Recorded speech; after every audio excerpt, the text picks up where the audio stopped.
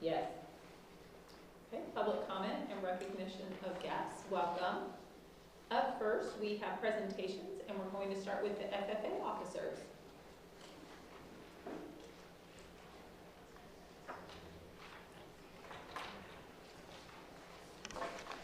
All right, well, hello everyone. I know you guys received in your board packet our year in review, but if you would like a hard copy, we had some extras from our banquet that if you'd like one, if we have enough, you're more than welcome to take one.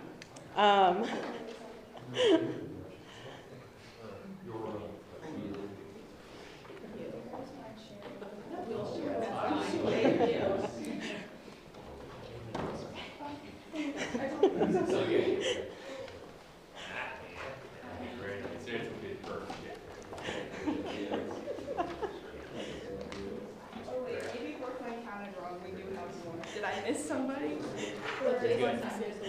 Okay. So my name is Ms. Jacqueline Meisner. This is my 10th year teaching here at Blue Ridge. I'm 12th year coaching, and haven't left yet, so it's been a fun time so far. Since I've started, we have added some different classes over the past 10 years, one of them being vet science. And then more recently, this year, we're finishing up our first year of offering ag business as a dual credit class with Parkland. So that has been quite the learning experience for everybody involved. But it's been a really good opportunity for our students that are looking into ag business or an agriculture related field to have that kind of leg up into kind of college learning, so to speak.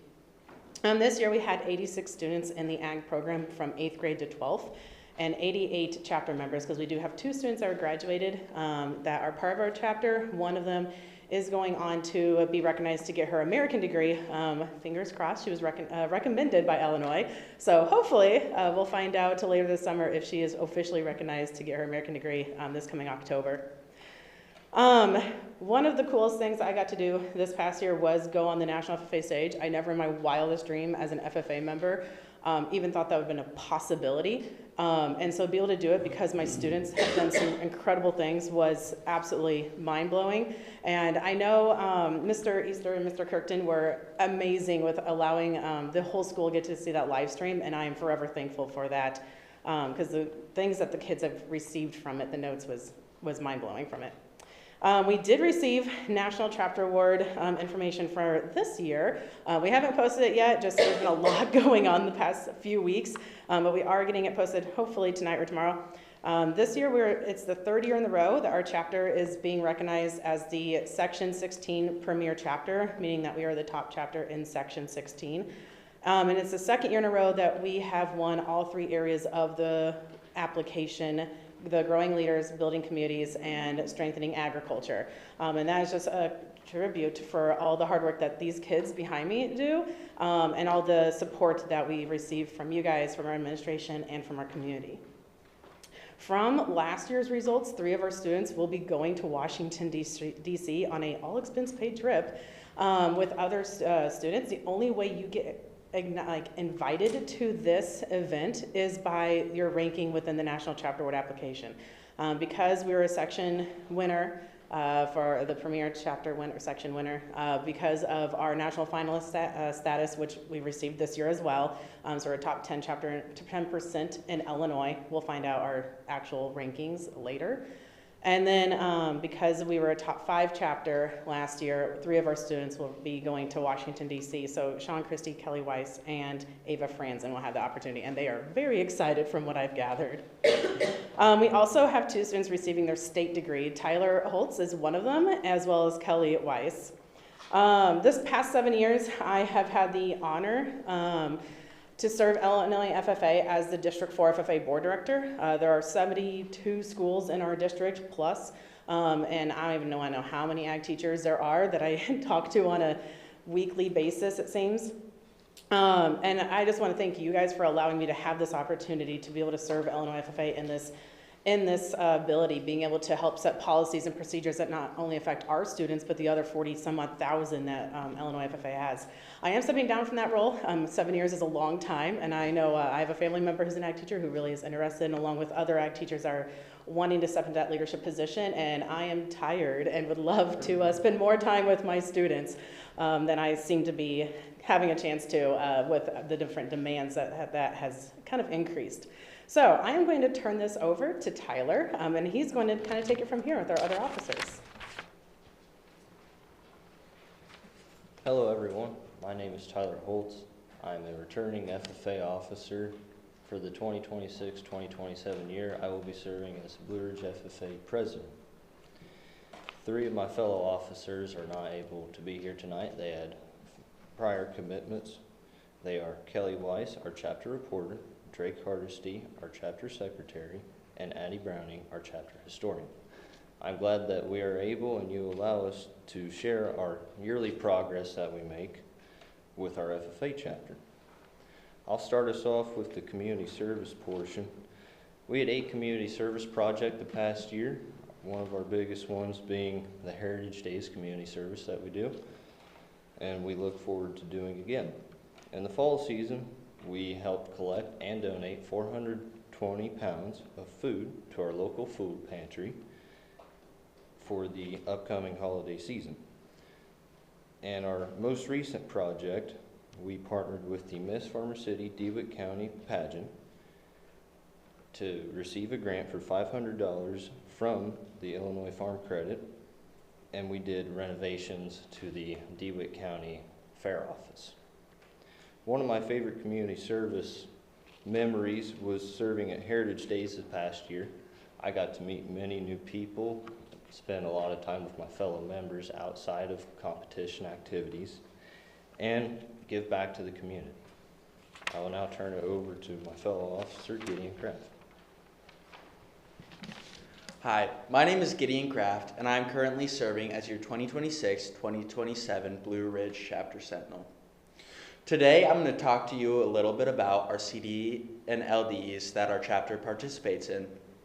This year, we participated in 20 different chapter LDEs and CDs.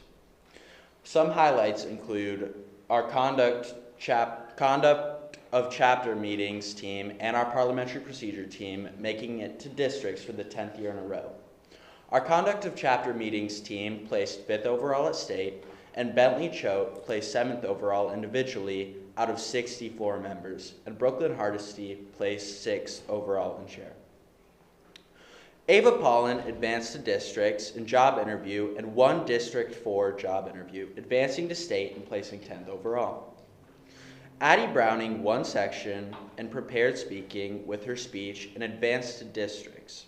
She placed 2nd and is advancing to state on June 9th. Ag Mechanics won their section contest and advanced to state. Horticulture won section with Kelly placing 1st in the event. One of my favorite FFA LDEs is conduct of chapter meetings. Over the past 2 years, I got to serve on this team, on the conduct of chapter meetings team as the vice president. I got to participate with 6 other super talented individuals, and I got to watch them grow, and they also pushed me to be better in my abilities. So that's my favorite event, and now I'm going to pass it along to my other officer, Brooklyn Hardesty. I'm Brooklyn Hardesty, and I'm currently serving as the chapter treasurer for this upcoming year. The plot managers this past year were Ava Pollen, Drake Hardesty, and I. This upcoming year, with Ava graduating, Via Mitchell was selected through an interviewing process to serve as a plot manager. We planted corn and did a yield trial at the plot this past year.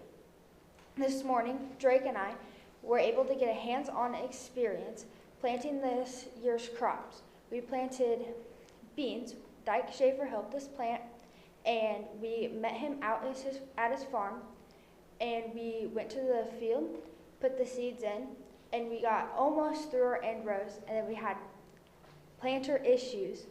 And after CIA came out and helped us fix it, I finished out planting the plot. The sale of this crop goes into keeping the cost low for members and allows us to participate in our activities and events, plus providing meals at many of our meetings and state events for members. It means a lot to be a plot manager because I'm learning skills that I would never learn without being a plot manager. I'll now turn it over to my fellow officer, Ava Franzen. Hi, I'm Ava Franzen, and I'm currently serving as your chapter vice president for this year. Along with our FFA plot, members learn to take ownership through the organization through our fundraisers. We have one in the fall and one in the spring. This fall, we had a drive-through pork chop dinner. We sold 133 meals, with Jill and Rick Hardesty were a huge help making sure that everything ran smoothly. This spring was an annual strawberry fundraiser with 145 flats sold between pre-orders and day of purchases. These fundraisers allow our members to have some ownership in the funds that we raise to purchase items for our chapter along with registration and events. This also gives FFA members a way to earn their jacket. Now, on the state level, each year Illinois FFA Foundation hosts a collection drive. These funds go to providing numerous state awards, conferences, and workshops that are available to students each year, along with supporting our FFA state officers. This year, it was important for us to participate since we have a Blue Ridge FFA alumni serving as state FFA treasurer. Cadence Wooten will be retiring from her position during state FFA convention this summer. During our collection drive, we raised over $3,000 and will be recognized as part of the 3,000 Club during state convention. This really means a lot to me because during my 8th grade year, I got to compete with my record book all the way up to the state level, and then I got to walk the stage at state convention to receive the famous Illinois state shaped plaque. So thank you. I'm gonna hand this over to my advisor. We have state convention coming up, and we're all very excited about it. We have 13 students going this year, and normally we don't have that many boys going, so having 13 students is not an issue with the hotels until you have 7 boys and 6 girls with 3 hotel rooms. So this past couple weeks, the kids got to witness Meisner having mental breakdowns watching me try to phone hotel rooms, and we finally found one. We're all good. But I know they're very excited. We have several students who are participating in the CFFA band. Kelly Weiss will get the opportunity to be a flag bearer during the opening session. I will be doing a run-in with Cadence as her advisor, and we'll be doing opening ceremonies during the session. She'll be retiring. And so we are very excited for state convention, and who knows what will happen there. So thank you so much for your support over the year and for continuing to support our chapter. Any questions? Or anything you would like to know more? I just appreciate all that you do leading this group, and FFA officers. You are a great representation of the Blue Ridge School District, so thank you for continuing to work hard and excel. Keep up the good work, guys. Thank you. Thank you so much. Thank you.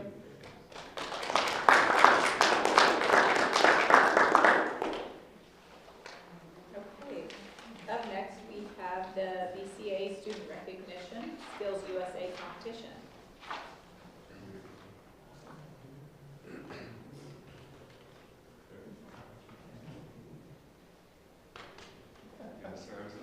I know. I'm giving him a hard time for being late. He was doing more community service. So with us, Suzanne Adams is with us. She's an assistant principal at Bloomington Career Academy. And obviously we send a handful of kids to that facility every year, and they get to participate in all kinds of different things. This is Romero's 2nd year in the program in culinary arts, and he has really excelled. And they do a competition called Skills USA, and a lot of different groups do it. A couple years ago, we had a construction group, a couple kids who were part of a construction group that had placed Hyatt State in that as well. But Romero, very recently, was the state champion in the culinary arts division there. I'm going to have him tell you a little bit about what that entailed and what he had to do, because I read the packet and it was pretty amazing. So you say it in your words. Alrighty, I'll try not to leave anything out. Let me see, I'll go back all the way to the preliminary rounds. Culinary arts is a pretty popular competition. A lot of people want to prove their skill there. So they have a preliminary online test before you even get to the Peoria State Convention. So that kind of whittles down the numbers quite a bit. Me and my classmate Cruz Controla, I don't know if any of you guys are familiar with Fiesta Ranchera. He actually, his family owns the restaurant. It's pretty nice out there. He's a very experienced culinary leader. So I was very pleased that him and I were the top scorers for our section, and so we were able to move on to the state competition. and it's quite the rigorous competition. It is 3 hours and 45 minutes long. There's really no kinds of stops or breaks or anything like that. You don't sit down and you don't stop cooking. I'll go ahead and go through the requirements for every window so that I'm going to go through in my head, try and make sure I don't miss anything. You have knife cuts. It's 5 distinct knife cuts. You julienne carrots, I believe small dice onion, chiffonade chopped parsley, concassé tomato, and minced garlic. And then right after that, you go into your chicken fabrication, and I'll spare you the details of chicken fabrication, but it's a traditional French style fabrication. You have 10 minutes to do it, and not very much room to mess up, so that's quite fun. Then you put it on ice, and you move forward. There's your stock presentation. They provided us a very specific amount of water. I think that was one of the most challenging parts of the competition, was measuring out, I believe it was a liter, it's 52 ounces. We crunched the numbers beforehand. So you provide your measured out water, your chicken carcass with wingtips cut off, and then your mirepoix, which is just a basic French preparation of chopped vegetables. That's celery, carrot, and onion. And your sachet d'herbes, which is pretty much any fragrant herbs that you'd like to choose to enhance the flavor and aroma of your stock. That's all tied into a cheesecloth with butcher's twine. And I believe that's the last thing you have to do before you can actually start cooking. From there, you go on to your arranged salad. I prepared a very simple French salad. It had a French vinaigrette on top. The base was radicchio and endive, which are very traditional French types of lettuce. And I prepared steamed asparagus spears with the concassé tomato and sliced radish on top. From there, I went on to make a relatively simple chicken broth soup. It's a consommé, which is very traditional French. It's very focused on traditional French cooking. So you boil that for almost 2 hours.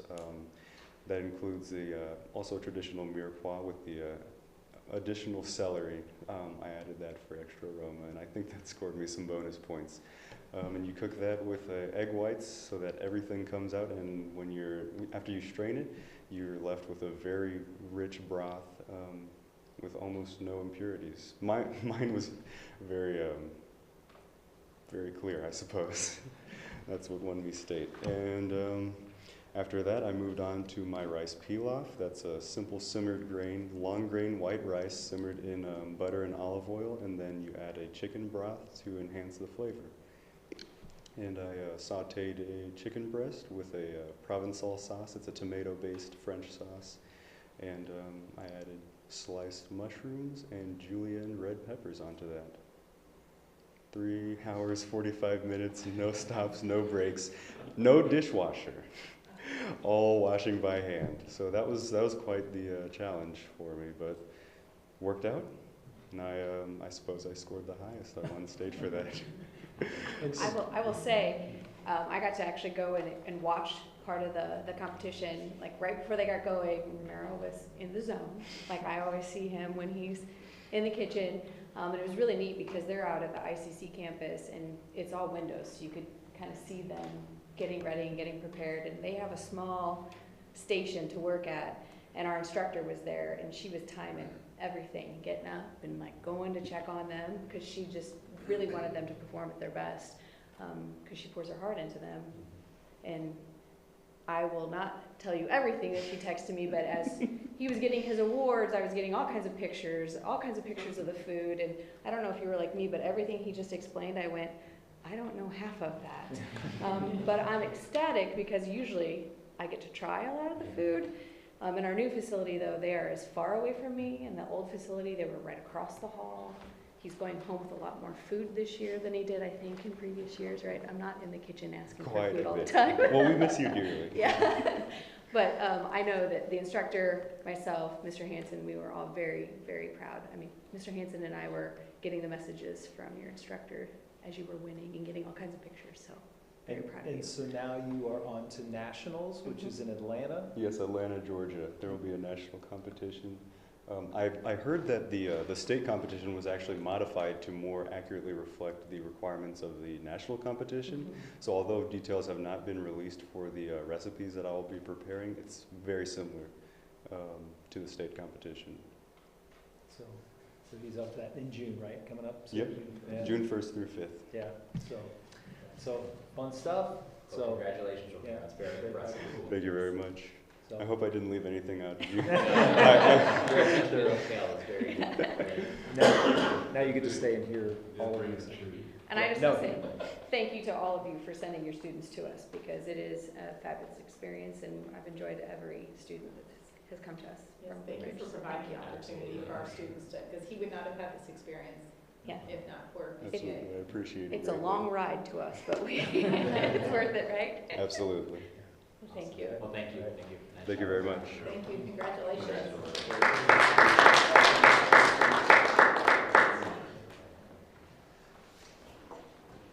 Okay, up next we have the annual athletic update.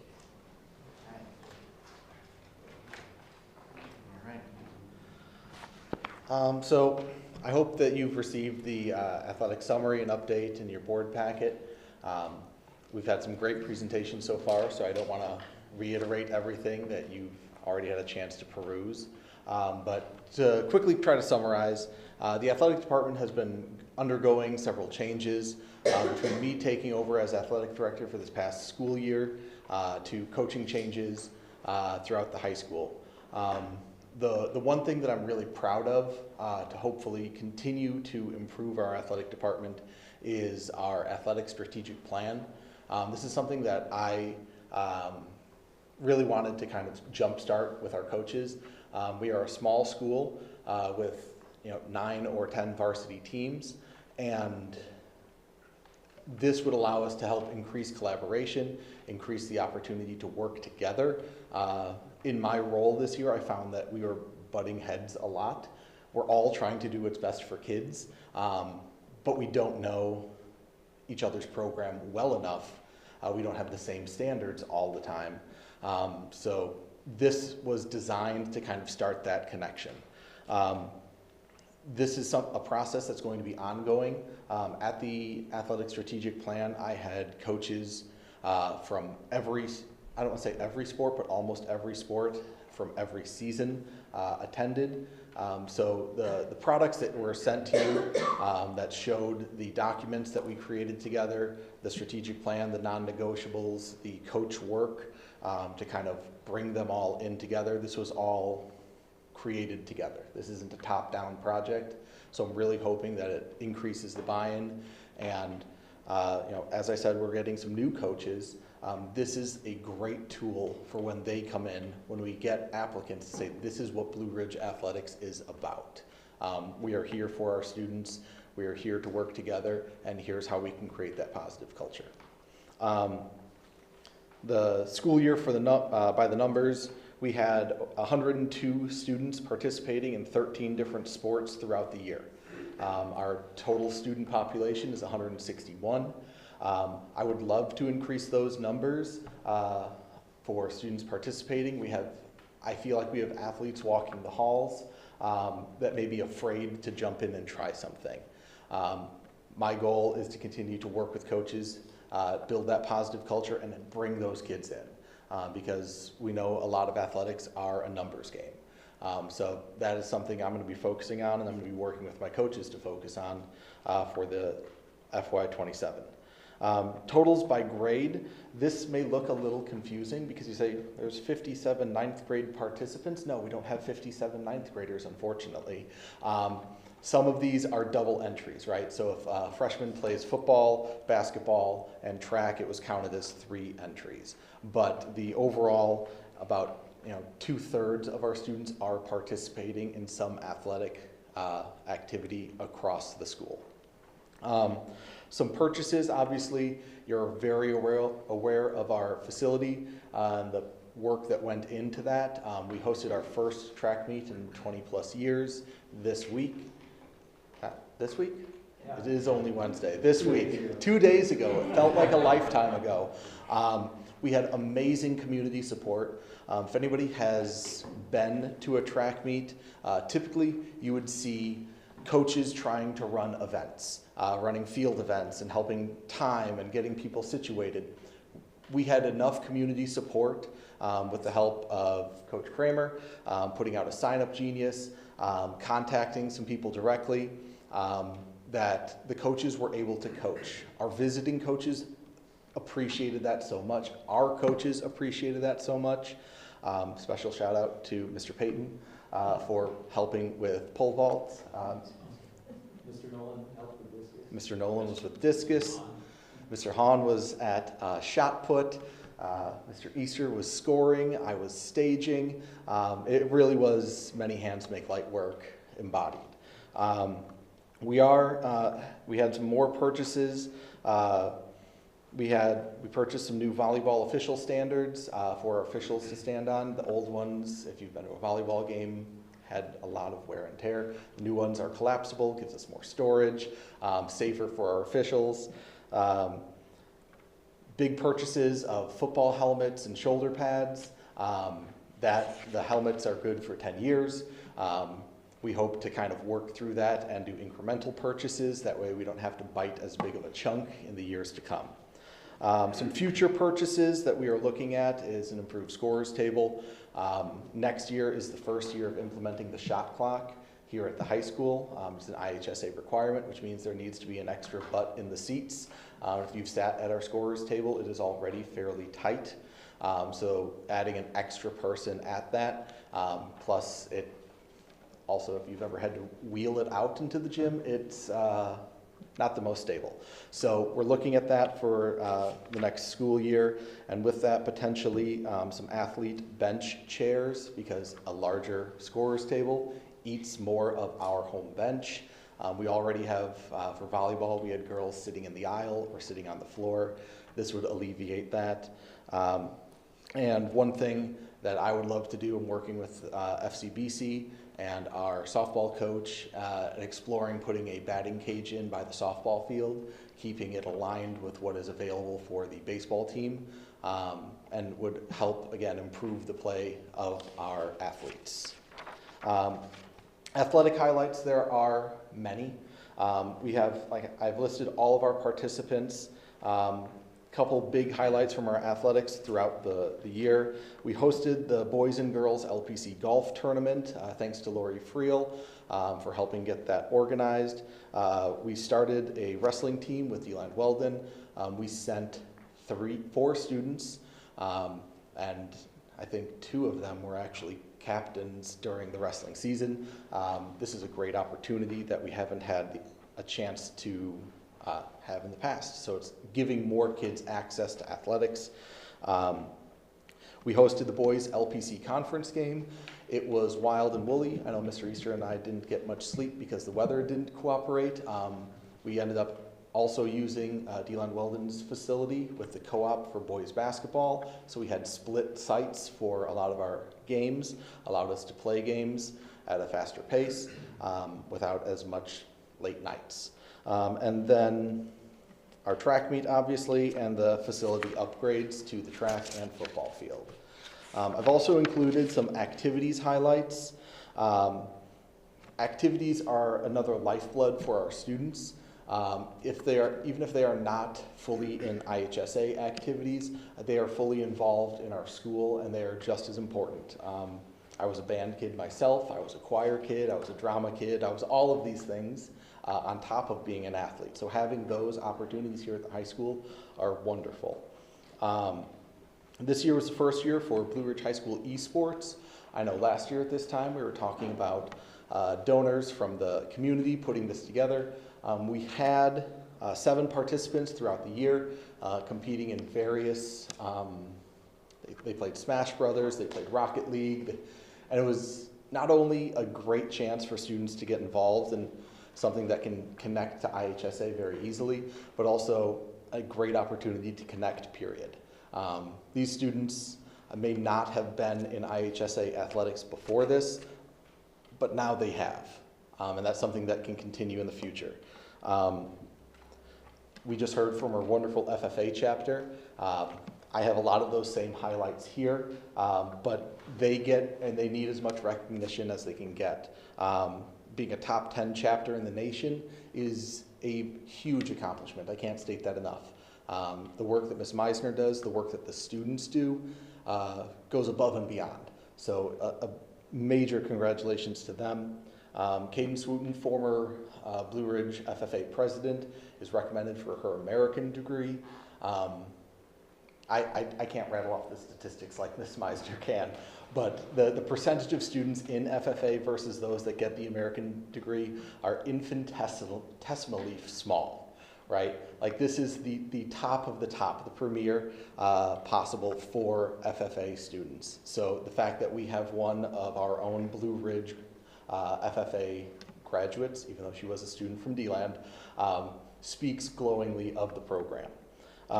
The high school band competed in 4 competitions throughout the fall season, consistently being recognized for their show, music, marching, and color guard.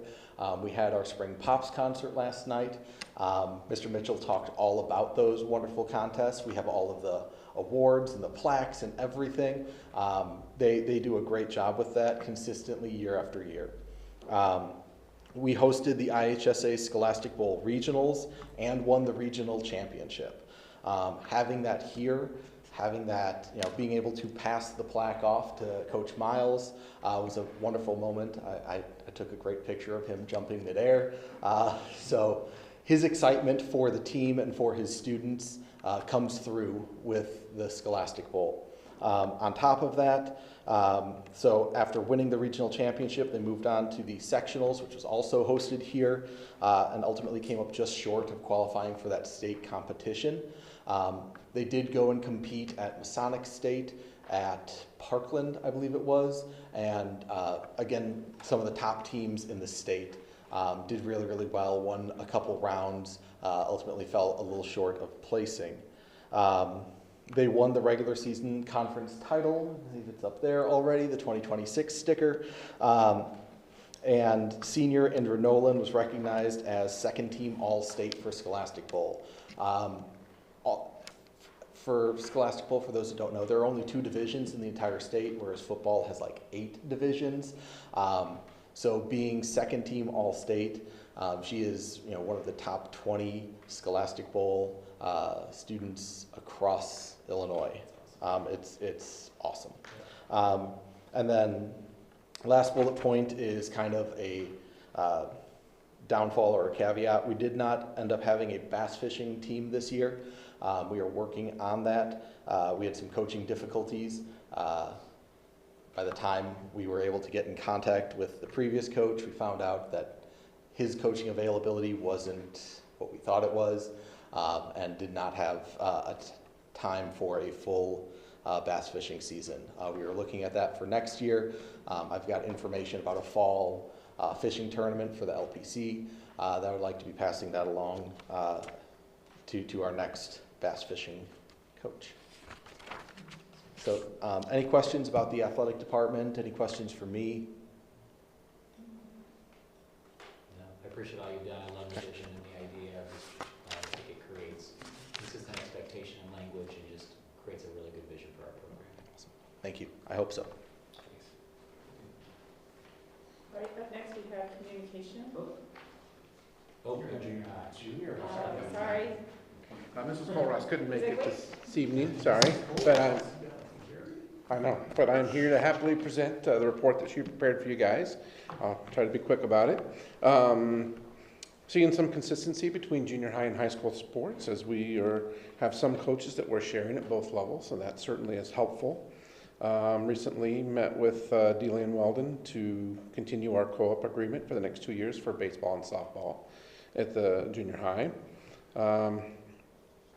Met with principal and athletic directors from D-Land Weldon in April to discuss some potential other programs that they might be able to co-op in the future. So there's some more potential there. She meets with the ADs 4 times a year to discuss programs, schedules, tournaments, and the IESA regulations and potential changes there. And then finalizing those schedules for next year has already been done.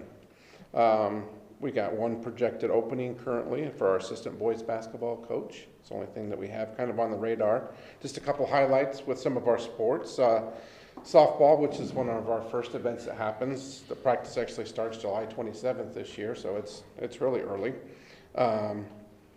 We had 21 students come out, athletes, 3 of those from DeLand Weldon, mostly 6th and 7th graders, so we're hoping that we'll carry on some of that great games that they played. They played a B game after all the regular games. So what a B game is it allows kids that may not get much playing time to get those experience inside of the games. And so all the games that they played, the other teams agreed to play that extra kind of quick game afterwards.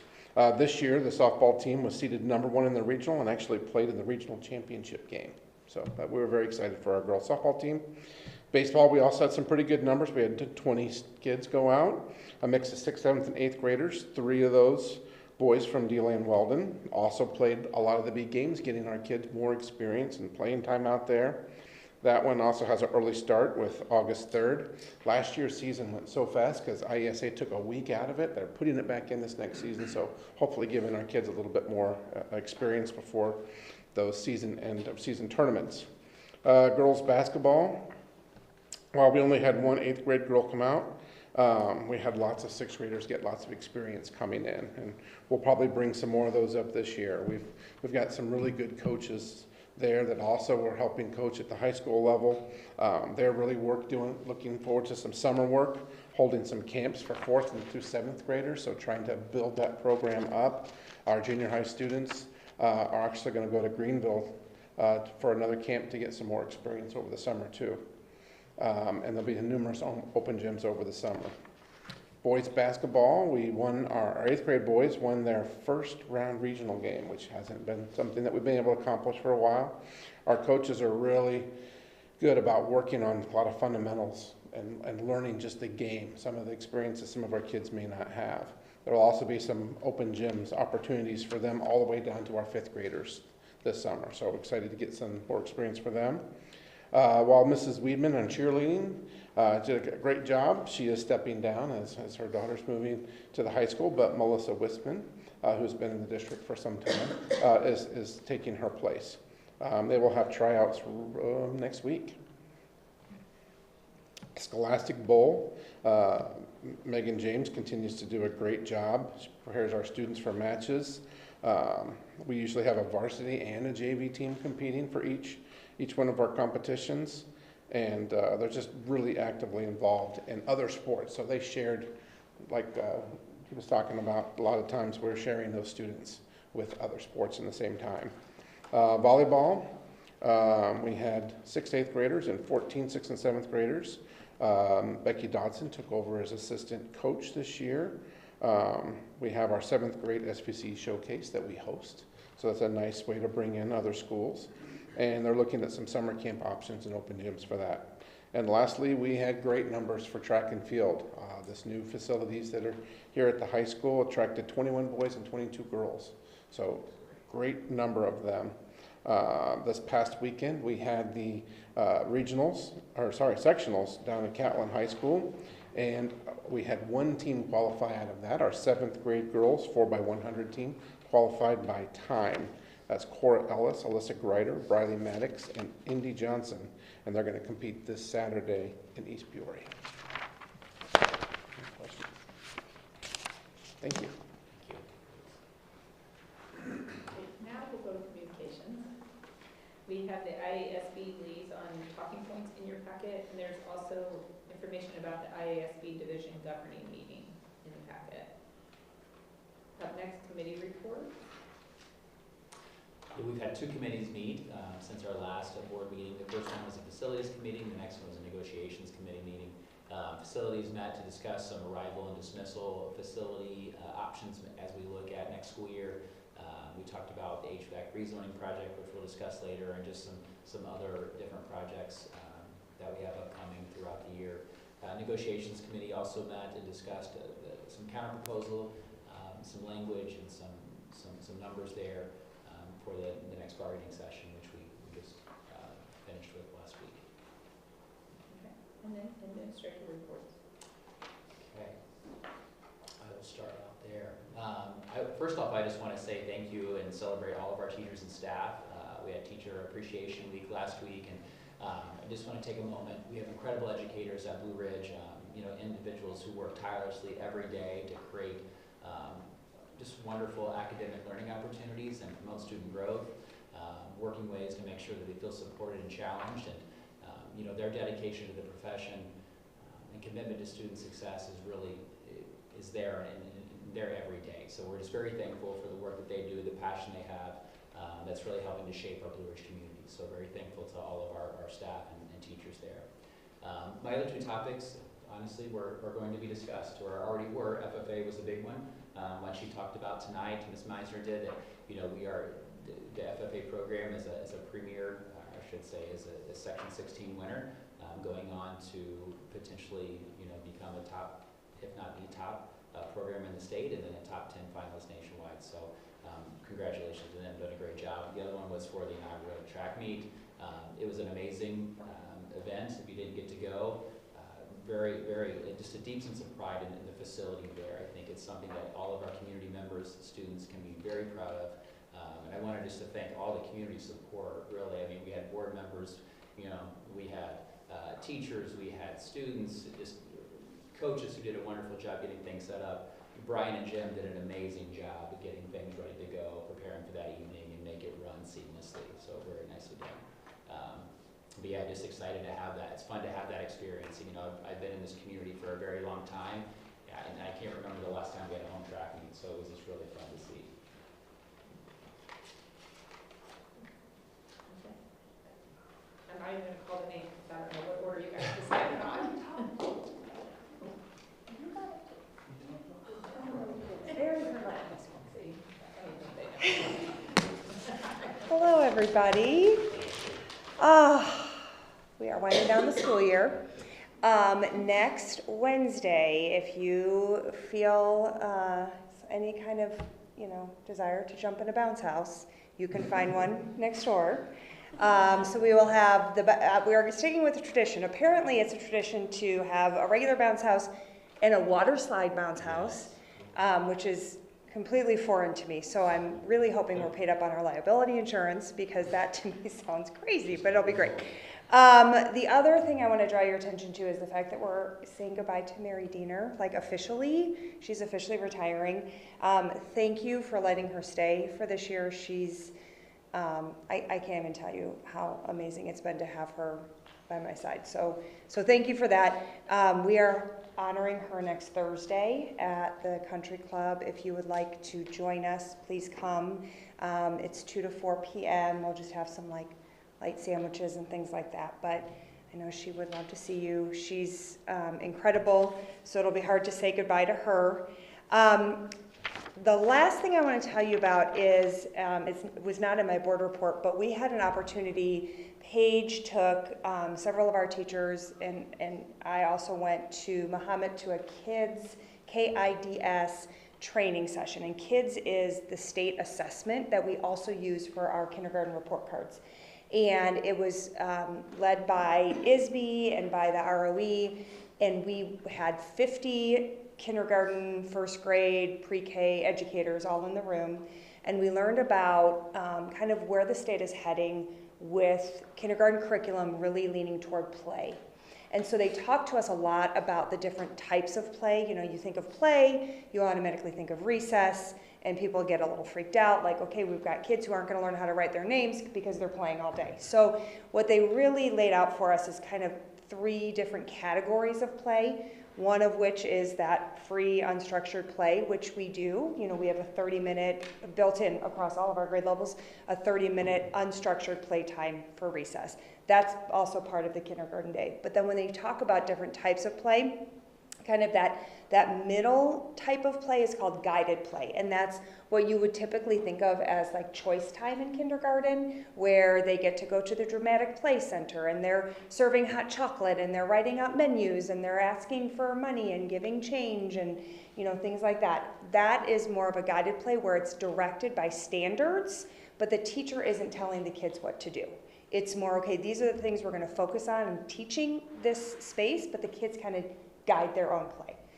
The most structured form of play, which I've never really thought of it as play, but it is considered play, is more of like choice time during language arts and math. So it might be something where if you're learning about, like in kindergarten, they learn how to read short vowel words like cat, met, like CVC words they're called. That might be a center where the teacher has set that up to align with what they're doing in the curriculum, but the students are kind of playing or guiding their own learning within that space. Does that make sense? Okay, so when you hear us talking about moving to play-based, we're not having all-day recess, Sig, so no worries on that. We are truly aligning what we're doing in those play periods to what kids need to learn in kindergarten. You'll hear more about it, lots more about it in the coming months. But any questions on that? Gotta get my money's worth on the playground. I know, exactly. That's what I'm saying.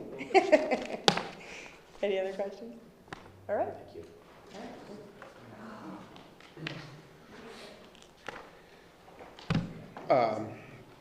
Had a great month in Mansfield. We've had just lots of opportunities as we've kind of wrapped up some of our assessments, both at the state level and at the district-wide level. I was out today in a lot of meetings, but I missed our high schoolers coming over and sharing in our science classroom today. That's something that is new this year, and I hope that continues as we just kind of continue to build that bridge between what's going on in our junior high as they move on to the high school. So that's pretty exciting. A couple other things are we're going to be looking at a new exploratory for our 7th graders next year. Colin Norsworthy is going to teach a musical appreciation class that each kid's going to get to experience for 1 quarter, and then the kids will kind of rotate through as they rotate through those 4 different 7th grade exploratories. Kind of excited about this new opportunities for our students. We talked about the track and field.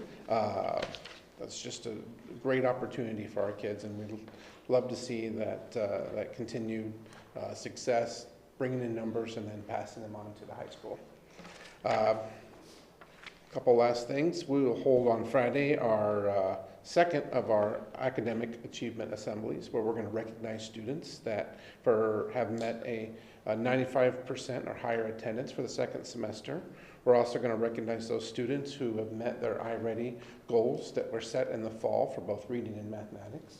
So that by looking at those growth numbers, that gives students to be recognized, even if they weren't exactly where they needed to be at the start of the year, maybe even below grade level, that we've got a number of kids that have not just grown 1, but maybe 2 grade levels on these assessments. We want to make sure we recognize those efforts.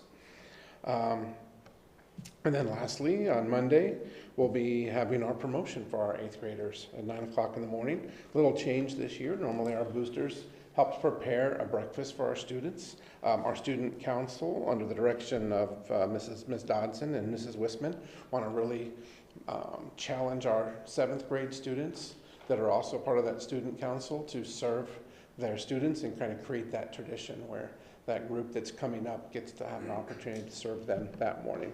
So we're super excited. Questions? Thank you. All right, finally let me come up here. So yeah, a lot of things have been talked about already that I was going to mention, but some other things that happened recently for us. I think it was last week was honors night. Yeah. It's really hard. It's weird how the days just all kind of blur together. Something that happened 2 days ago seems like it was about a month ago, and yeah, it was just last week was honors night. Great event, recognized a lot of high achieving students. A long time ago, it seems like ages ago, we had prom. Over 80 kids showed up to prom, which was held at Fisher. It was a really nice event. It's always nice. Kids get all dressed up. They look totally different, and they behave like grown adults and everything. So it's really nice to see. Not that they can't do that all the time, but actually another really cool thing that happened here recently. I was the proctor for some AP exams. And I think it's been a while since we've done AP tests here at Blue Ridge High School. And so we had AP chemistry, and those are the students that went over and presented to the junior high today because they did their AP chem exam last week. So 10 students did that, and we'll get results sometime this summer. Results will come in to find out how we do, and obviously, if kids score high enough on the AP exams, they can get college credit for those courses. So it's a neat opportunity for them. And then this week I proctored the AP Calc exam for a student who opted to take the entire year of calculus online in one semester, this semester, and did the AP test. And as I was sitting with him, he was like muttering under his breath, "Oh gosh, that's easy. Yeah, I know that." You know. And so it sounded like he was really confident in it. So it was really, I'm excited to see his score because again, college credit for those things. So it's really neat to offer those. And I've got some other teachers that are talking about AP opportunities and some things, some classes that they might want to add here over the next couple of years. So really exciting stuff there. Let's see. I do want to.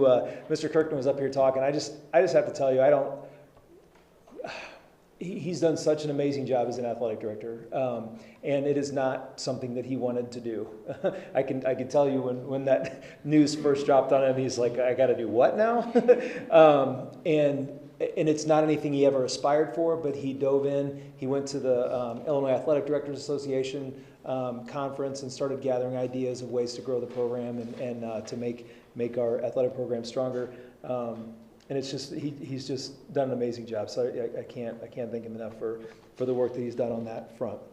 He's also very much I know he was a cheerleader in a former life. He's very much a cheerleader in his daily life here as well with the kids. So that energy is really fantastic. Some things that I included in the board report. I mentioned about the ACT scores, that I was going to discuss that at the meeting. They were not what we hoped for sure. We'd put some efforts into improving, and there's a whole lot of reasons why maybe our scores weren't as good this year as last. But the nice thing is we got an email yesterday from ACT and a follow-up today that they have discovered that they had some scoring errors throughout the state.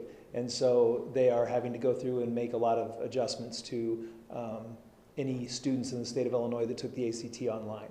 So that's our kids. So they said scores will not go down, but some could go up. So we're going to hold off on passing judgment on our ACT results until we get the official word from ACT of what that's actually going to look like. And then I think the only other thing I wanted to mention is graduation is Sunday, 2 o'clock here in the main gym. And were we going to talk about who's coming, or is that already taken care of? No, we can talk about that. Who's going to come? Okay. Yeah. Who's coming to graduation? I believe all of us should be there. Okay. I have to be there. Oh yeah, Jonathan has to be there. I'm pretty sure Jason has to be there. Anyone else have to be there? Somebody else has to be there. Yeah. So, yeah, I think typically we do have a seating area just off to the side of the stage for board members. Right, if I'm remembering correctly. Who was there last year? Was there a spot right off like? There was no designated spot except for the two on the stage. Yeah. So, yeah, that's what I have to figure out too. Who's handing out? Well, hey.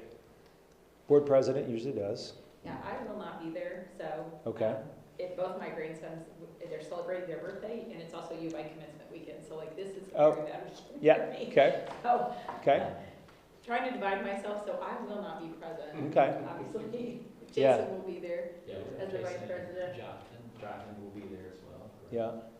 I'm going to be there too, but I was thinking from the, handing out standpoint. Usually have two to hand out. I think that's correct.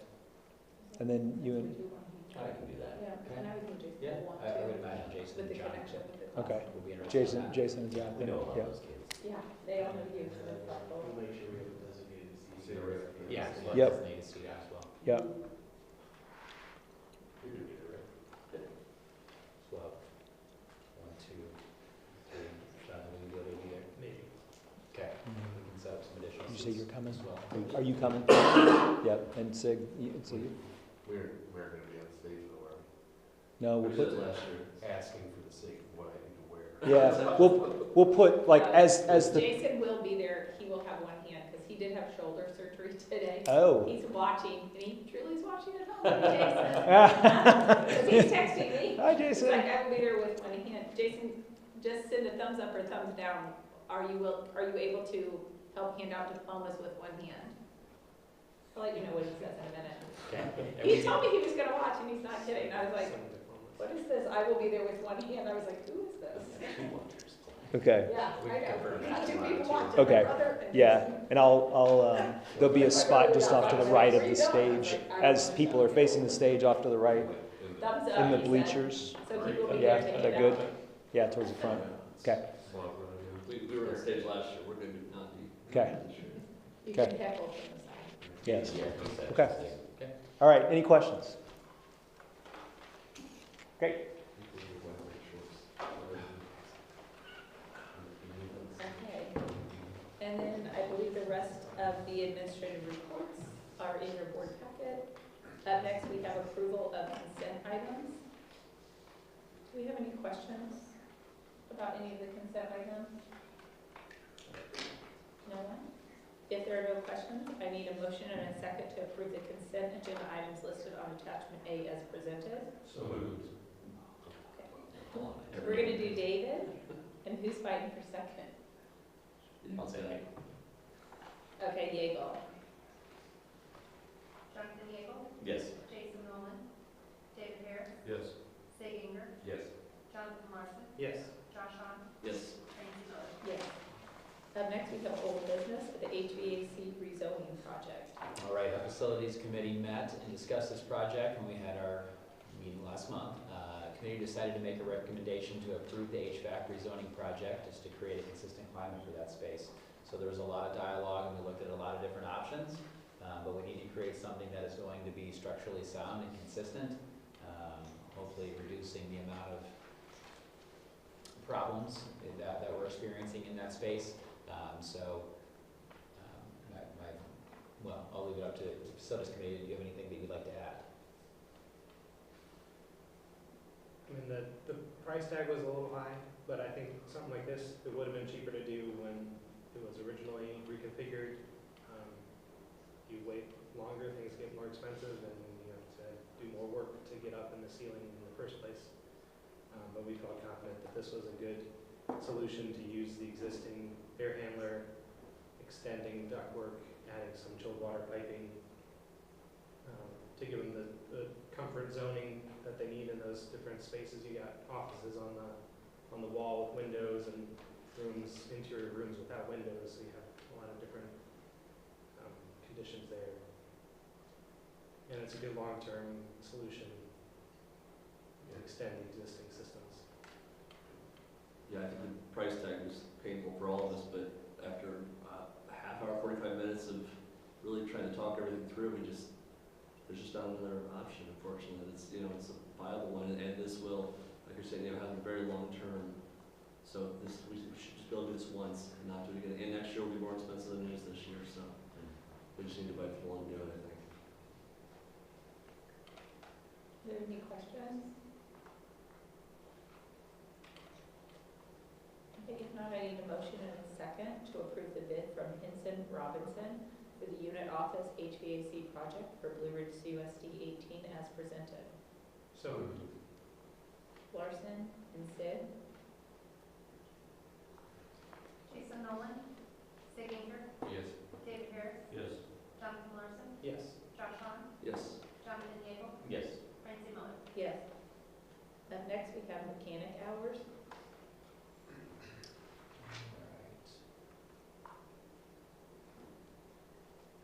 Sorry, my computer is not cooperating. Okay, so this is really just kind of looking ahead. So as you know, we're losing our transportation supervisor and one of the drivers as well. Those two individuals do quite a bit of additional maintenance, preventative maintenance, ongoing things that are happening throughout the day. Right now, there's 10 hours is currently what they have. I will tell you, originally, this used to be a 30-hour position. It used to be a bigger position, but what happened, it was cut when that mechanic also became a driver, and so they kind of split that. So what we would like to do is look at increasing those hours back up to 30. There are a lot of adjustments and things that are happening daily, a lot of additional time for preventative maintenance, for cleaning, for transporting the vehicles to and from, fueling. There's just a lot of pieces there. Both Deborah and Mindy have said that they believe that they need these additional minutes and times, I should say, or hours is the term I'm looking for, just to really make sure that we increase the safety and reliability of the buses that we have on the road, and actually all of our vehicles that we have. So my recommendation would be to look at, you know, moving from 10 hours up to 30 hours to make sure that we are consistently keeping safe vehicles on the road. Any questions? Well, I communicated with you, Ryan. I thought 20 was a more reasonable thing, but I'm not going to throw a no vote. I am going to say I worked there for 10 years. I saw how it operated. One thing that has troubled me about the mechanics are this pickup truck debacle with O&M, and I don't want to see something like that happen again. And to me, it's the mechanic's responsibility to keep logs on that, inspect those things, and make sure these things don't happen. Yeah. And so I can tell you, that's a good thought there. So what we've done is I've looked at that job description. That's a part of that. So we will be going over the job description very clearly to make sure that we're able to do the duties that are listed on that sheet. We'll hold those individuals accountable to that, just like we would any individual. The job description was what creates clarity for our employees. And so we'll have those dialogues, and I know that he will do a nice job of meeting those expectations. So I do know also that the job description, you know, includes a lot of pieces on there that typically have been done by others. For instance, you know, actually property maintenance is part of that job description. You know, so by giving them, you know, more hours, we're able to do more of the tasks on here. With only the 10 hours, he's not able to complete a lot of these things. I can tell you just in the last 3 days, he's put in 20 hours in 3 days. So the work is there. And if they do the work. Yeah, and that will happen. So, but that's what's on you. But just going back to that, you know, even like plowing and maintenance around the space, that's all a part of that. So those are things that will actually relieve some of the stress of O&M to do that maintenance as well, so that they can work on these other parts of the district. I've got high expectations. Yeah, that's good to have. And when I was there were no log sheets, no usage sheets on those pickup trucks, who used it, who drove it, where, when.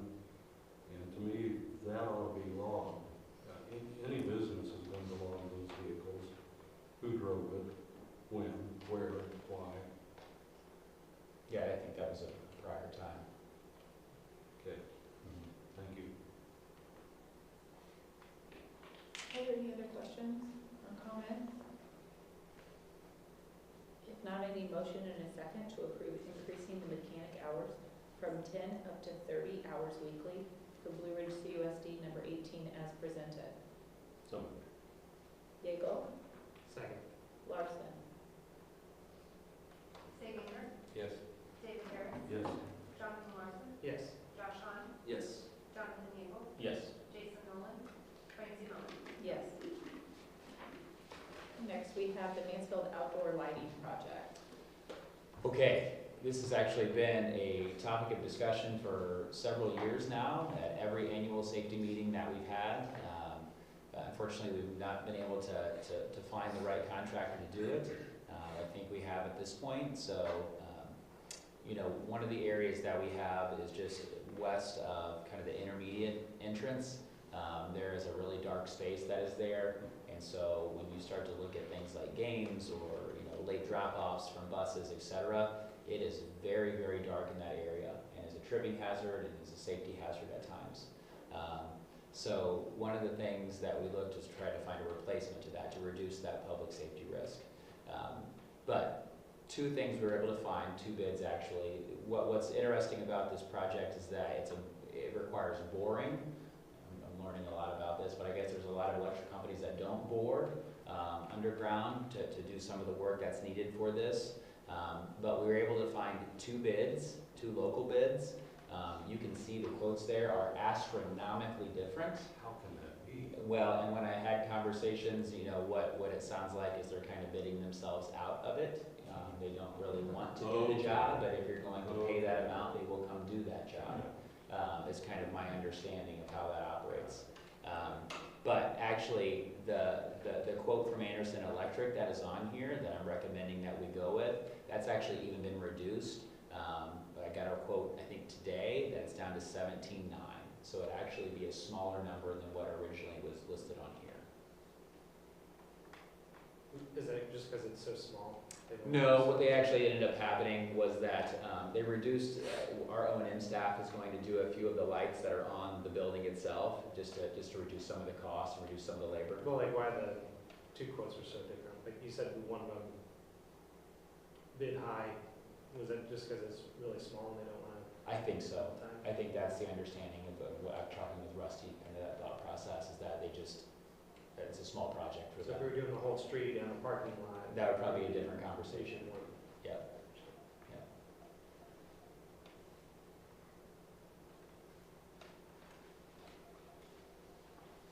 Any questions? If not, I need a motion and a second to approve the Mansfield Outdoor Lighting Project for Blue Ridge CUSD number 18 as presented. So moved. Sig, 1 second. Josh, David Garrett, Yes. Jonathan Larson, Yes. Josh Hahn, Yes. Jonathan Gable, Yes. Jason Nolan, Sig Ingrid, Yes. Francie Miller. yes. Okay, new business, letting bids for district milk.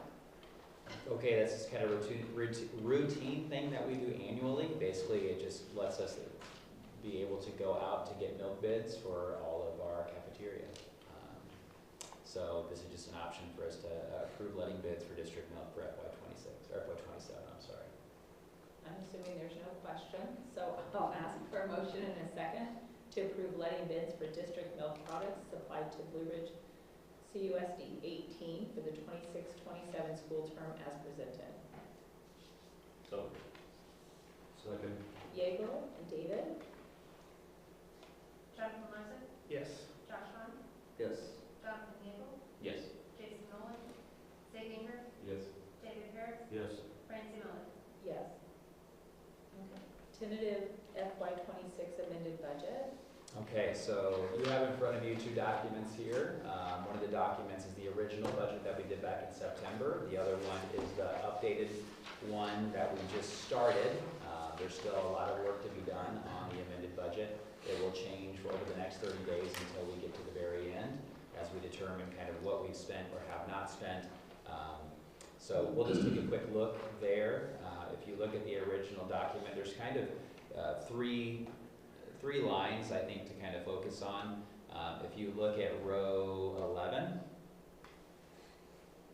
row 21, and row 22, those are kind of the main rows that we'll look at. Row 11 are the revenues that we project.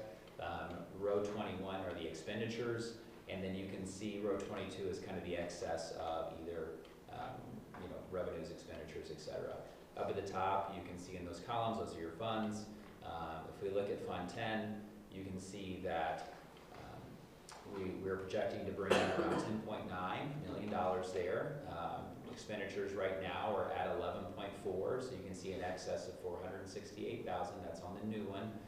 You can see that's declining a little bit there. If you look over on the original budget sheet in Fund C on line 22, originally we had about a $588,000 deficit. So that's continually dwindling. It will continue to go down, but we'll have better numbers as we get to the budget hearing next month. If you move over to column D is basically our O&M fund. You can see that projection for revenue is the same. 1.3 million is what we projected to come in there for revenues. You will see a difference in expenditures. 1.49 is originally what we had. Right now, the expenditure idea is a 1.5. Now, that number is, once again, a tentative number. That number is going to change. There are a lot of numbers within Fund 20, like equipment and labor costs for each building or building improvements. A lot of that money we will not spend. So we will not, that number will decrease quite a bit. That 254,000 as a deficit, that's going to get much lower. Debt service is the next line, and that's Fund 30. You can kind of see revenue-wise, we're planning to bring in about 1.2. Our expenditures are 1.26, so you can see there's going to be a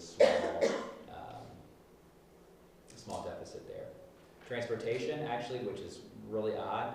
Well, it's not odd because we spent a lot of our other CPRT money and some of our other funding that we receive.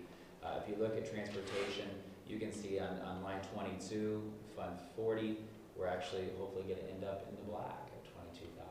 So that's pretty amazing, especially with the rated mandated categoricals that are out there. We're still going to be in a pretty good spot there, but once again, we're offsetting that with a lot of additional fund revenue sources that we're bringing in. Fund 50, you can see there is a deficit there of 46,000. That was because of some IRF and FICA numbers. We're still working through that one, but there is going to be a deficit. We still do have a healthy fund balance at 341,000, so I'm not too concerned about that. Fund 60 is capital projects. You can see the fund balance is 685. What you can see is revenues at 157.5 on row 11. We knew that the expenditures were always going to have a deficit in that area, but we originally had a $550,000 deficit. That moved to 602 because if you remember, one of the concession stand payments that were supposed to be done last year was placed into this fiscal year, which gave us a little bit bigger number there. Once again, that money was bonded for our track project, and so that's why there's a deficit there. That money needs to be spent now because it was built toward that project or earmarked toward that project. Working cash has not changed. You can see that number there. Revenue is $100,000 that we brought in. That's on line 11 there.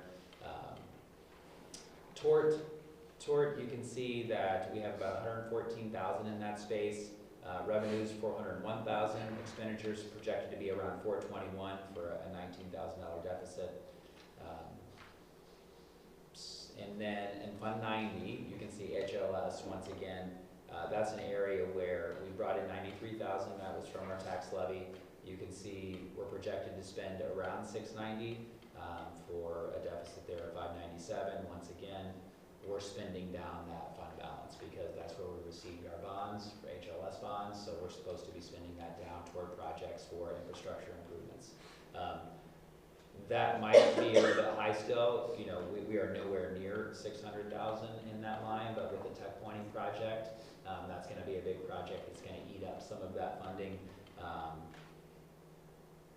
So yeah, that's kind of where we're at. What questions do you have? Once again, this is still very early in the tentative budget process. This will change over the next 30 days. I'll be working with Kara closely. We'll also hopefully have a lot of our expenditures done. We've closed Skyward right now, so people cannot purchase items, but it has been open really up until a few days ago for some of those purchases, so it's hard to know exactly where some of our expenditures are yet, but now that we're closing down those supplies and those purchases, we'll be able to really nail it down better. Any questions here?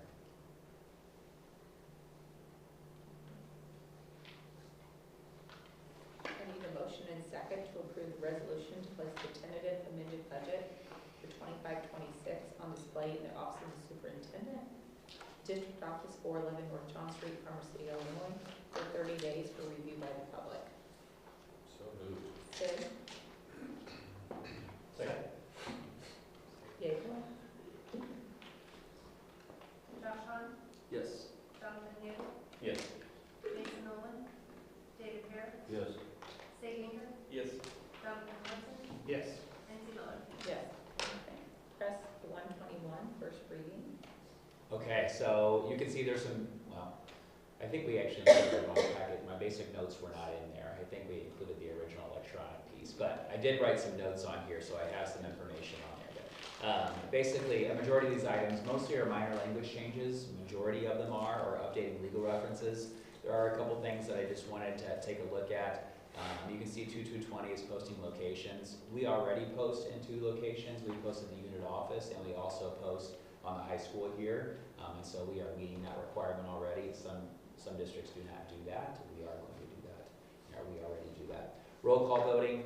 The default language for voting, I should say, is for expenditures and enclosing of meetings. We do that already as well. That's a process that we utilize. There is an option to do a roll call vote for all votes. I don't believe that change is necessary at this time. You know, I'm open to any dialogue, but I just don't think it's something that's necessary. Once again, we don't have to make any decisions today. This is just the first reading. 4165, so this is an area that I just wanted to touch base on. We don't have it, once again, we are not taking any action today. So 4165 is the grooming a policy that we have, and this one is, I'm still waiting some guidance from our attorney to have some dialogue. Some of it is in section 4 of that. It talks about the removal of the written notification process for sexual abuse prevention instruction.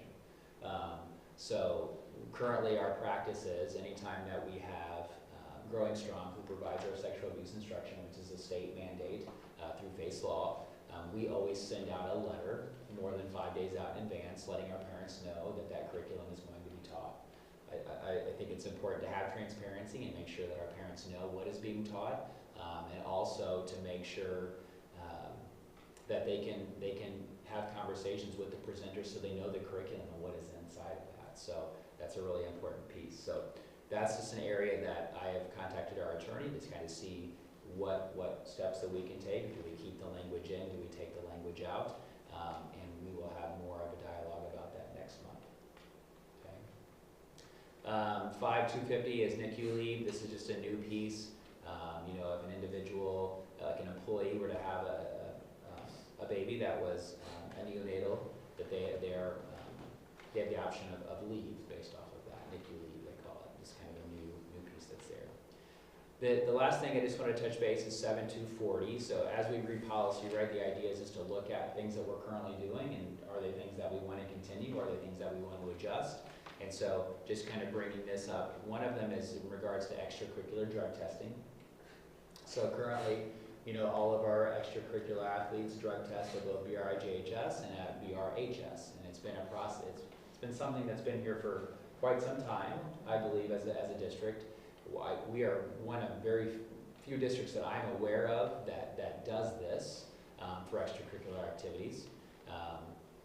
I'm just bringing it up, number one, because as I look at cost, you know, it's $8,500 basically a year that it costs us to provide that.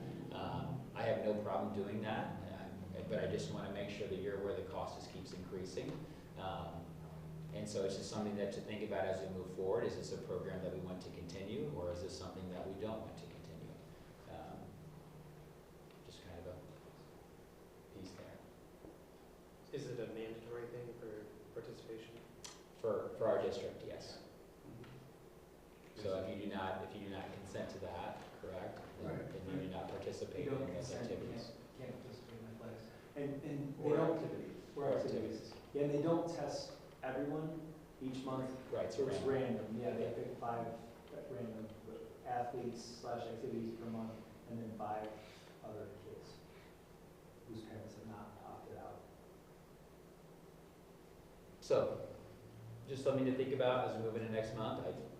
I support either way we move and what direction we have, but I just wanted to bring it up. It really hit because we got a bill last week that was a really large bill, you know, so we're just trying to look at everything fiscally, but also we want to make sure student safety is our number one piece, right?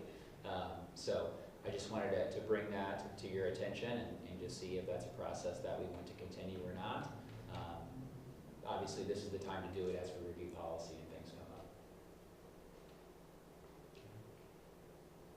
Any comments or thoughts? So do we go above the IHSA recommendation? Yes. Yeah, IHSA does not require it. Okay. What's the origin of it, and what, I mean, do we have an issue that we were?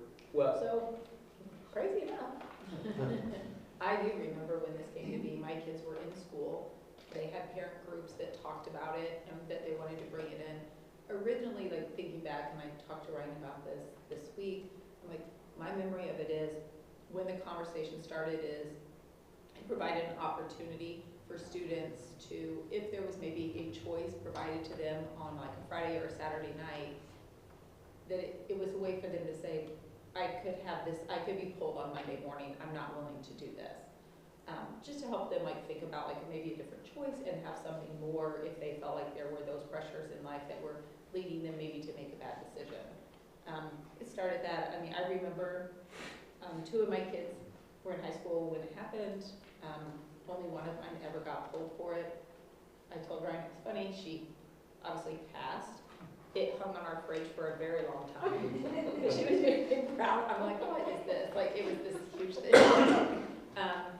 At that time, because Ryan said something that there's some now where they do different testing. So, yeah, so that's another part of what the increase in cost is. Typically in the past, they did urine testing. Now, majority of the testing is saliva. Those saliva tests are like triple the price of a urine test. So they are more expensive per unit, which I think has also led to the additional cost and why we've seen an increase.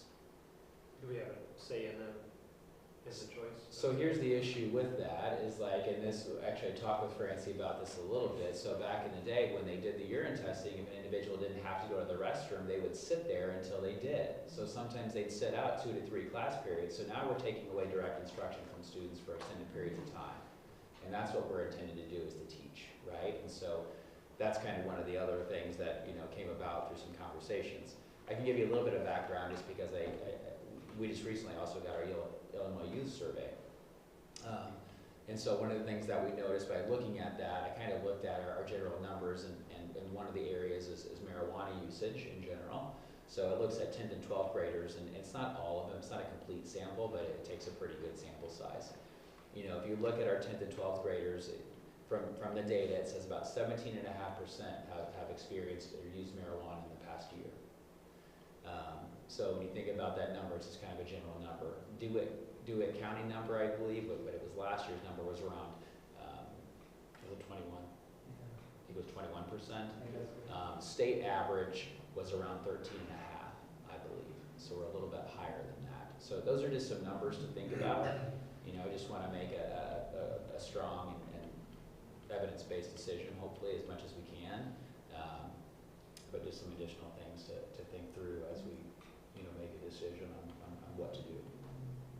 I could say this is end of 5th year, and you know we've done it all 5 years. I've had 1 positive test in 5 years, and so it's just, and so the kids come, and so yeah, they sit. Sometimes when they would sit for 3 class periods to get a negative result, which great negative result, but you also miss, you know, pre-cal or whatever. So I've had a lot of discussions about that, you know, over the years, is why are we doing this? And, you know, I get it. And it's hard to say, we don't think drug testing is valuable, we don't think it's important to drug test our athletes, but we're not really drug testing our athletes. We're pulling 5 at random each month. And is it still decided, because back then it was Carl that came, so I don't know if it's still Carl. Yeah. They chose the numbers. Yeah. Correct. And it wasn't like a student's name, it was like numbers, like student ID numbers. Correct. So we didn't, and it seemed to, like there were times where, like the same student got pulled 4 times in one school year and someone else never once got pulled. So it was totally random, but you just didn't know. I think from my experience with my kids when they were still in school for all those, there was a couple kids that tested positive. And it was people that their parents said, one of them I remember, they weren't even an athlete, but they said, can their name please be put into the pool? And so yeah, I don't really have strong feelings one way or another. I just remember when it was brought to parents to talk about meetings held in the gym and things like that. So people were aware, like, this is gonna be starting, you will get this, you know, if, you know, and people at that time were a little like, what do you mean my kid can't participate if I don't sign? Because at that time you had to sign the paperwork to. Yeah. It is still the same. But it's also hard to tell a kid you can't be in the fall play because your parent won't sign you up for this test. Mm-hmm. Yeah. Brian, did I hear you correctly? 1 in 5 years? Well, that settles it for me. Hundreds, thousands of dollars for 1 positive in 5 years. Maybe that's why the kids aren't doing drugs though, Dave. It could be. That is an argument. Well, that's what the argument is. Except that the data would say that our marijuana usage is higher than the state average. But I don't know. It's also, I want to say our kids might be more honest than some other areas where I've been, and so it's an anonymous survey. Kids can be honest or not. Yeah. I don't know. Another way of looking at it would be maybe we're deterring kids from participating in extracurriculars that are worried about getting drug screened. I know for a fact that has happened with a couple of kids. And that's not just for student use with the, increase in legalization and all this other stuff. If there are parents using it at home, kids may be afraid to sign up for athletics because of exposure. Well, I know this is just here, but we do have the vape detectors and things like that too, deter that as well, correct? Yeah. So, I mean, we have another avenue that we're doing that too. If we didn't test, would there still be in the policies that you can't do drugs and still? Yes. Oh, absolutely. 100%. You would still have athletic code violations if we found out and different things, absolutely. Does not impact the consequences, that's still, yeah. We Good just want to question. have It's this a good random chance of Right. catching it Would it be, through a test. how would that change? Would you still be able to drug test if there was suspicion of use? How's I that? don't know about that, we'd have to do some research on that, I don't answer that. Yeah, We would, as a school, we wouldn't do that, but I have had parents that we could take that and do would that. take Yeah. the kid and have that done if there was strong suspicion. Yeah, I don't, we wouldn't, yeah, that wouldn't be us. And then in the athletic code, the language that, I'm sure it's like this here. I know it's language that I put in my previous district was if illegal substance use, be it drugs or alcohol, if an athlete does that and it's reported by a staff member, witnessed and reported by a staff member, the police, or a parent, like their parent could also turn them in, those would be viable sources for saying, yeah, you violated this. The reason we have to do that is because people would Photoshop pictures and send them random anonymous pictures saying, hey, look what this kid was doing. But yes, a parent, I've had parents take their kids for drug testing, come back and say, yep, they tested positive for this. Please discipline them athletically. We did that. So I would certainly do that here, no doubt. Well, we've got some time to process that, and we can come back and do some discussion next month. Up next is the large format printer. Okay, the large format printer. Mr. Kirkin, you want to take this one? Absolutely, yeah. So I was lucky enough to sit in on a presentation at our last Teacher Institute Day for a large format printer that would kind of give the, what? I said I was there too. I know, there were several people there, it wasn't just me, but I was lucky to be there. You just had to be there. So this is an option or an opportunity that we think would really benefit not just the high school, but the district as a whole. So this large format printer, there's a couple different variations that I've kind of included in this overall proposal. The package that we were looking at includes a 36-inch poster and banner maker. This would allow us to print essentially any of our senior banners, signage, classroom decor, anything your heart can imagine or heart desire here in-house. Right now, our students or our families are expected to pay, I think it was $50 per banner. We were going with a third party. For athletics, at least I know that. And that was a barrier for some students, especially if they are involved in multiple sports. That number starts to increase. It would allow us to help strengthen our branding across the district because we could have a very quick turnaround time. We could advertise and do lots with it. I think the most exciting part with this large format printer would be the connection to our newly developed entrepreneurship class being run by Lauren Schriefer. So this would be something that she would kind of be in control of. That way teachers don't accidentally send their lesson plans to get printed on 36-inch wide pieces of vinyl, right? and that our students could then use to create an actual business within the school. So was the initial proposal as part of the like board packet? No, but I printed it off and they have it right at their tables. What you see here is your Okay. revenue stream, Nick, so I just Yeah. put these in on. Yes. So that integration into the entrepreneurship, oh my goodness, it has been a week. Entrepreneurship class is something that can really elevate the experience of the students while also directly benefiting the district as a whole. In total, the cost for the initial package, which is the Color Pro XL poster and banner maker, which includes shipping, it includes this thing called the Recognizer, which is kind of a cheesy name, but it allows us to essentially print on and create our own plaques. So all of our like honors awards, all of our athletic awards, all of that stuff that we are also having to purchase outside of the district, we could do here in-house.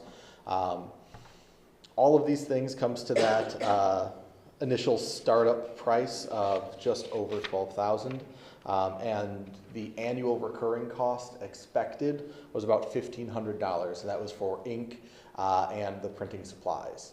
Now, that to me, that's a large number. I know we were just talking a lot of numbers that were much larger than that. So Mr. Payton asked me, can we look at like a business plan? What would this look like? How could we kind of turn this purchase into something that isn't constantly in the red year after year? So this would actually allow us to have a variety of different revenue streams. As I said, the senior banners, students are currently paying $50 per banner. If our entrepreneurship class was able to create those and print them in-house, the cost to us, the cost to print it would be $13. If you're looking at a business markup for that, anything between $25 and $30 is a pretty healthy margin, while still reducing the overall cost by 40%. The goal, based on current year's numbers, we would try to sell around 50 of those banners between band, FFA, all of our athletics. All of these things would be done and could bring in a positive revenue of $850 for 1 year.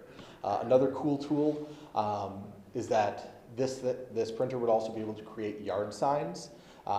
You've seen them for graduations, for parties, and this could go beyond the school. Being as a part of the Chamber of Commerce, we could also incorporate that for the citywide garage sale and all of that to create and sell signs if people are interested. Again, looking to sell approximately 50 units. Costs us $13 to print, and that is with the metal H frame as well as the sign and the sticker that goes on it. Community posters. There are a lot of businesses within the community that might want to advertise in some way, shape, or form. This is just the poster, depending on the size, is kind of a guess at the cost to us, about $5. But you could sell those, depending on the content and the size, for up to $20. Again, looking to bring in about $750. Plaques, like I said, we go outside the district for that, but the savings could be up to $625. The big thing, and this is where we get a lot of that money back, is through athletic sponsorships. This is not a really well tapped source of revenue here in the district. We've got this wonderful new track facility with a brand new chain link fence that I could very easily secure some local business signage to for football seasons, for marching band competitions, for track meets, working with FCBC to see if there would be a possibility to, I know they have their own signage, they have their own sponsorships, but be able to set up signs on the fence line for our home softball games and our home baseball games, and then take them back down. Our goal for the first year, and it's a pretty aggressive goal, would be just try to get 60 units sold. And looking at business expenses would be $200 for that sponsorship sign, and it would be up for every home game. We can do that for basketball games, volleyball games, all of that stuff. What that really comes down to is if each sport or activity would be able to get 7 sponsorships. That number seems a lot more reasonable to me than 60, but 7 sponsorships would get us over $11,000 in revenue in the first year.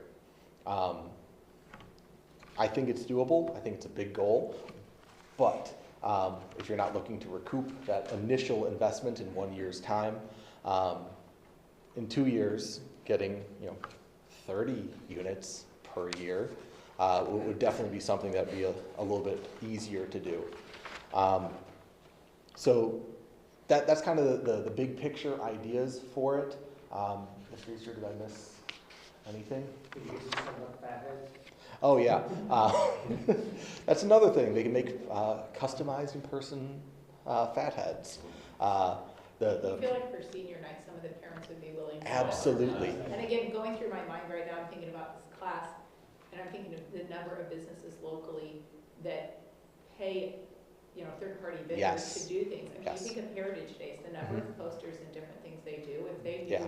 they could come to this class and that they could produce these posters for this community thing, they would pay for those. I bet they would save money, and then the class would make that money. Absolutely, they There's would. definitely a lot of things that happen in town. I'm even thinking of the things that have come out. There's a softball, a local softball team that's a travel team, and they have lots of posters and different things that are made. Even FCBC, who makes theirs? Right. Why would they not use this class to Correct. do that? If they knew it was a possibility, and if they knew, oh, hey, you're actually a little cheaper, we save, $10 for each thing that we're purchasing, why wouldn't they want to go local? Yeah. It definitely, the possibilities are really unlimited when you think of it in the different groups and the different businesses in town that may want a poster, may want this. It's just all about them being aware. Right, and I've talked a little bit about the athletic side of it. This machine can do a lot of things that I can't really cover in the time we have. Like the branding that we have on the front of the high school with that safety glass feature, it can print that. So if there's anything that we wanted for our classroom windows, for safety stuff, for anything like that, that could be something that's done in-house, not having to go out to a third party. Helmet stickers for football. We spend a lot of money on helmet stickers, if you didn't know. Those can be printed here with the recognizer. There's so many cool things, and giving students a real world experience of running a business, of finance and accounting, and making contacts within the community. It would be really cool. So. I would say, I know that this does not make t-shirts, but I worked with Ms. Schreifer on shirts for the 5K and things like that. And the way she just does everything is very professional. She does an amazing job. Shirts are fantastic. And so I love that she's involved with this because I have full trust in her. Yes. And having a tool like this could be misused or, just even mistakes made. Like you said, if somebody accidentally sends something over to it. So full confidence in her. So that's a great person to be interested in. Absolutely. Sign Sig and I up for some yard signs in 2 years. Yeah. Referee. See? No, I don't think it can be used for that. What if I can't? Well, then, Right. Yes, yeah. Right. I would pay for it. Everyone. Everybody, that's true. Yeah, all candidates. Oh, I definitely think if it became a business, the number of people that would be interested, especially if they knew that if I go to, this graphics place, they charge me this, but I save a little and I support these students. I think they could be busier than what they think. Yeah. Do we have to pay our? Because everyone loves a good yard sign, and everyone loves, I mean. That's built into the profit cost there. There's not an additional labor charge. Yeah, all those kind of things, yeah. I mean, there's so many things advertised in that way that. And I also think, being a district that might have this, other districts don't have that opportunity. They also go out for third-party vendors. If, D-Land wanted to buy signage from us, I'll gladly sell to them, to Mohammed, to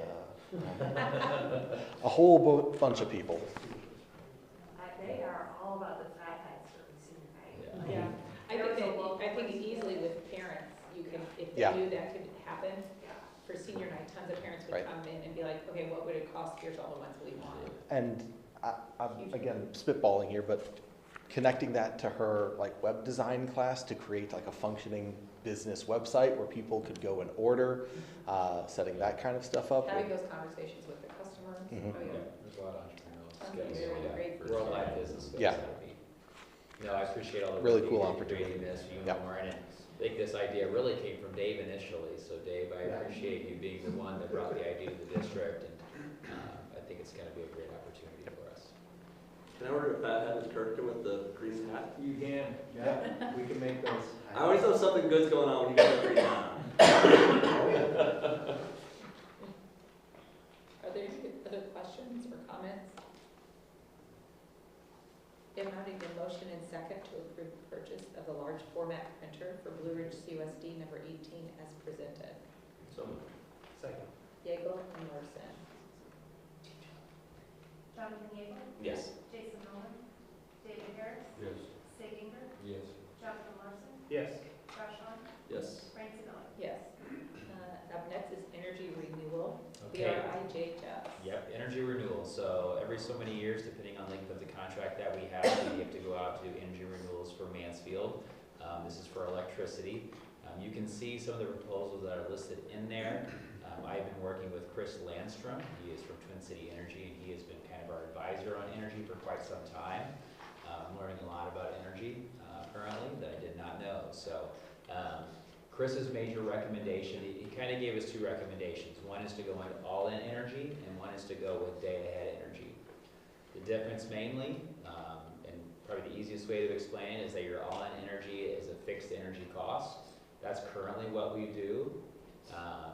And there is what is called the day-ahead energy, which is a variable rate. So he said currently, with how markets are, that he believes the best option for us right now is a variable rate. He believes it'll come with the largest cost savings. He's recommending a 3-year variable rate. A couple of things that come along with that. Number one, a variable rate is something that if we find out that numbers start to get wild, you can't get fixed from this point on, but we can't start with a fixed rate and then switch to a variable rate if prices start to drop. So there is some fluctuation. His analysis basically of what we currently have is that we would save anywhere between $1,500 and $2,500 by going with the variable rate.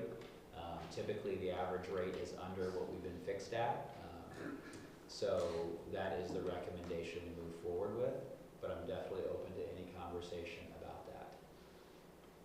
The downside of a fixed rate is that it's a little bit harder to budget for, as far as that goes. We don't just have a set rate. But overall, we feel like, from a standpoint of just cost savings, this could be an opportunity to save us some money. We do have large electricity bills here in Farmer City, and so I think anything we can do to get some savings, to me is worth exploring.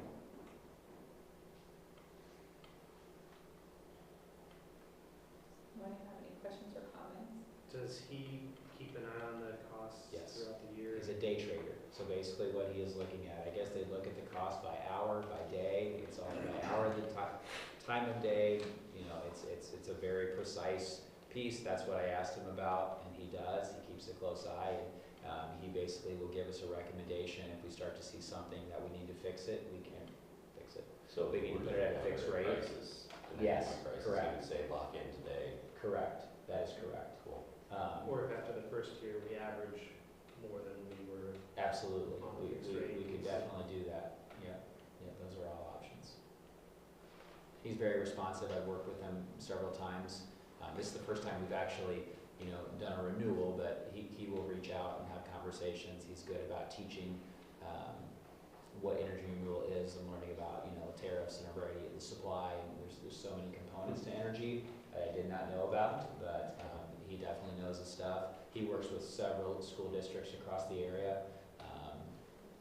So this is his recommendation. It all has to do with the amount of load that you're utilizing too, and for a district our size, he feels like this is the right next step.